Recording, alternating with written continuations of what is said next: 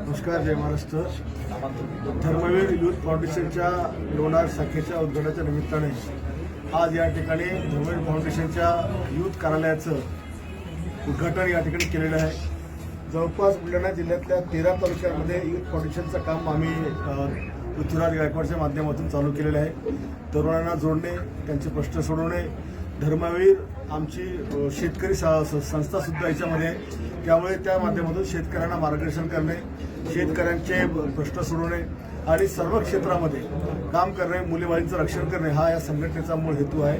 आणि त्या माध्यमातून आम्ही राजकारण सोडून कुठल्याही जाती धर्माच्या तरुणाला याच्यामध्ये यायला प्रतिबंध नाही. कोणीही या संघटनेत काम करू शकतं. आणि आम्ही येणाऱ्या काळामध्ये गाव तिथे धर्मवीरची शाखा, जशी आम्ही शिवसेनेची शाखा करतो तशा प्रकारे धर्मवीर युथ फाउंडेशन ही नॉन पॉलिटिकल संघटना ही आता आमच्या जिल्हाभर काम करते. आणि आज आम्ही लोणारमध्ये आहोत.